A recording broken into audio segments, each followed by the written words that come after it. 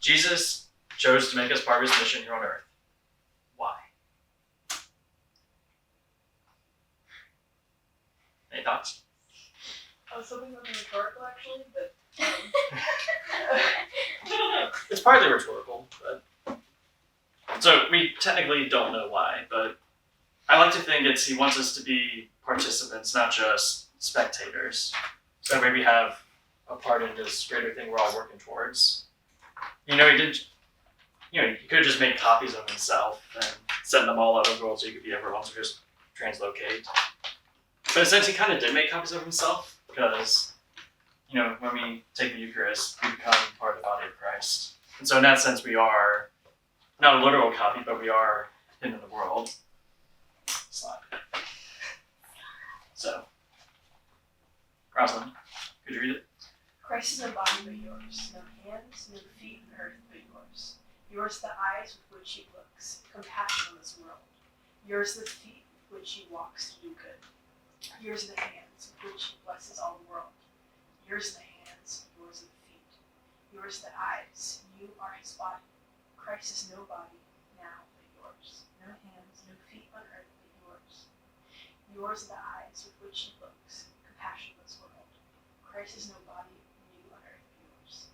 Saint Teresa of Avila. Avila. Thank you. Oh yeah. So yeah, that kind of says all. Jesus sent back into heaven and he left us behind to do the work. Kind of a downgrade, but that's how it is. So yeah, it's all on us, albeit with Jesus working through us. And when she says yours, it's not just me, it's not just Liz, it's all of us. It's you, Liam, Rosalind, Madeline, Alex. We're all called to be Christ's eyes and will be his hands and his feet to be serving the way he would have. And if that makes you cringe a little on the inside, it should. It's a big task. We can't do it on our own. That's why we have Jesus. And so, when we change, we're not just completely transformed in the sense that we're a totally different person. It's not like I suddenly become Ryan Gosling or something like that. Only. No, we're evolving, we're morphing. It's like with Pokemon, it's like this isn't even my final form. It's actually from something else, isn't it? Yeah, it's from something else. Okay, yeah, we'll go with that.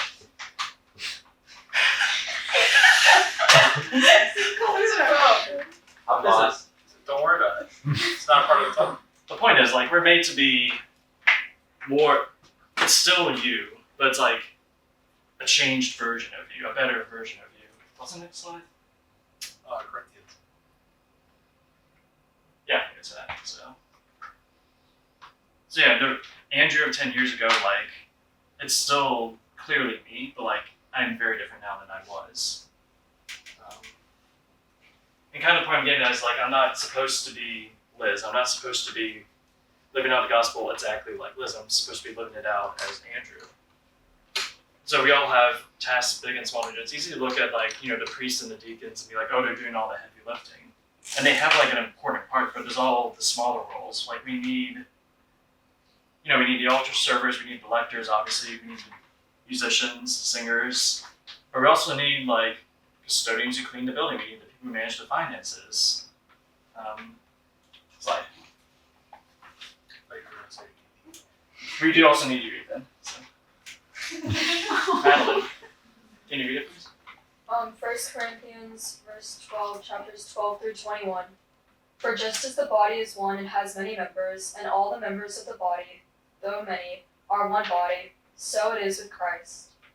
For in the one Spirit we were all baptized into one body, Jews or Greeks, slaves or free, and we were all made to drink of one Spirit. Indeed, the body does not consist of one member, but of many.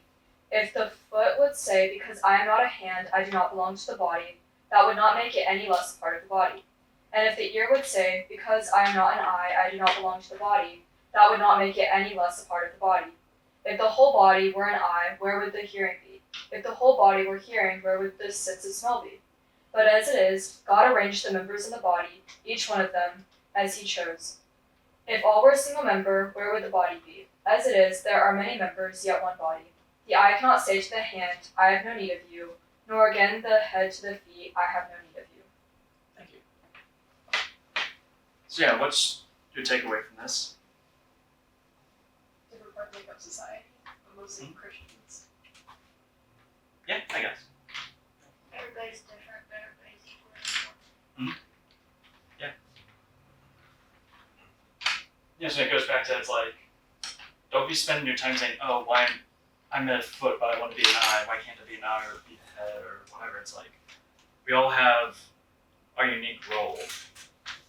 And we spend, I mean, you guys probably, I don't know how much you go through this in high school at this point. Like, we spend so much of our lives thinking and talking about who we are not, and not enough on who we are.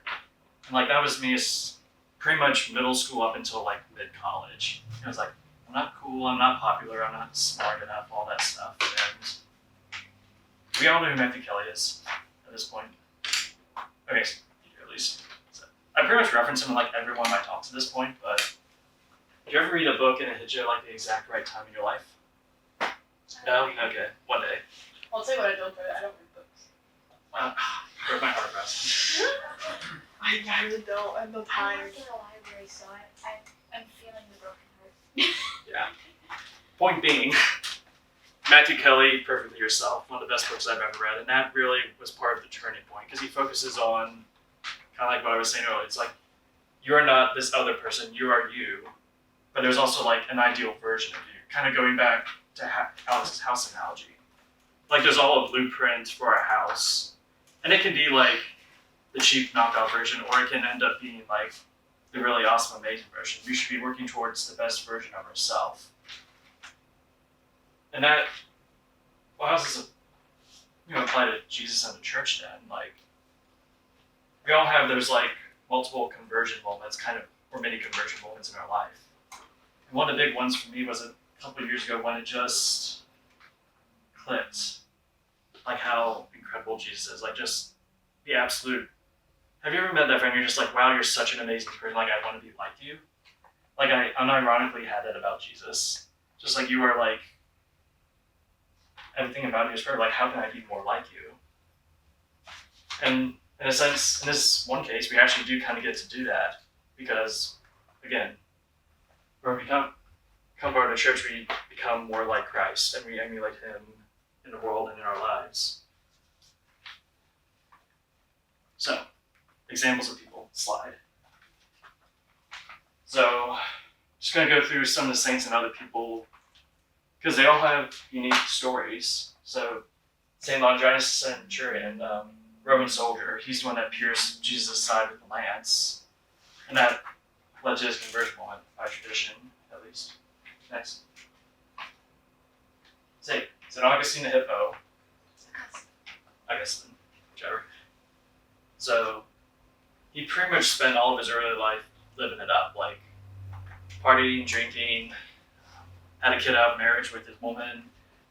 Eventually his mother set him up with a respectable bride who was like 11, so he couldn't marry her yet. So he basically got another mistress to fulfill him for the time being. Yes, Liam. He's the one who famously said, Lord, make me chaste, but not yet. So, yeah. So not a shining example for a while, but in a, He can make it into heaven. as a, yeah, if he can make it. You can talk to the church. And he converted in his 30s. He was really great at rhetoric, and then he met St. Ambrose, who was actually better. And he ended You're up good at what? rhetoric. Yeah. So he ended up becoming one of the best theologians the church has ever seen. Next. So a bit more obscure to most of you, Hildegard von Bingen. So she was an abbess, but she was also known for writing beautiful music. So is it considered Gregorian chant? Do you know this? Yeah, similar. Ish, yeah. So next. St. John Vianney. So there's really smart saints like Augustine and Aquinas. St. John Vianney is not one of them. He was not academically gifted at all. But he was a wonderful pastor and confessor. They basically sent him to this small town in France where they wanted nothing to do with Catholicism. And he, over the the several decades he was there, like he really brought them all back to Christ. And this is just a tidbit. Does anybody know what that is on the right? I know Alex does. You can say it. Yeah. A few years ago, it visited Raleigh, and I got to see it at St. Joe's. So, his incorruptible heart. So, okay. Next. St. Elizabeth Ann Seton, an American. Early 1800s, she married well, so she was a wife. She became a mother. Had, I think, like at least 5 kids. And then, I don't know, within 10 years of her marriage, her husband died of sickness. And she ended up opening this one of the first, I think it was the first all-girls Catholic school in America, which, I don't know, does anybody go to Catholic school right now? So, for you and some of the other ones in life, I know that sounds like cringe, like, why would you want to go to Catholic school? But, like, this was something they really wanted at the time. Because, like, especially Catholics weren't as welcome, and so it was a big deal. And she committed herself to doing that for the rest of her life, formed Sisters of Charity, right? Yeah. Next. Blessed Giorgio Frassati. Yeah. Italian guy, some people are recognized just, not because they did incredible things like get martyred or wrote a lot of theology, but just by reading generally holy lives. So, because he died young, I think he was 24. Yeah. You're now older than Giorgio Frassati. You can't die full saint. It's not allowed. But yeah, he was Italian, he loved to hike, and he also did a lot of, tried social justice, justice for the poor, stuff like that. Next. Blessed Carlos Acutis. Probably saying that wrong, but so he was born in 91, so about Bridget's age, because you're 92, right? Mm-hmm. Yeah, so if he was still alive, he'd be about Bridget's age. He died when he was... 31? What? 31. Yeah. But he died then. Yeah, but he died when he was 16, but, he was... he was a true man. Like, he grew up, he loved video games, comics, stuff like that. He was really into computers. He spent a lot of his time, his goal was to make a website cataloging all the Eucharistic miracles around the world, which he did before he died. So he is considered kind of the patron saint of, not the internet, but like computer programmers. Next. So, again, not a saint, but kind of a neat story. Do we all know what St. Jude's Hospital is? Yeah. Does anybody know the story behind it? So I think it was the 50s or whatever, but Danny Thomas was an aspiring actor, and he was struggling, as a lot of actors do. And he basically made a promise to St. Jude, if I'm successful, like, I will pay back you, I will build a shrine to you. And so he did become moderately successful, and so he founded St. Jude's Hospital and established the whole principle of, those who come here never have to pay a dime.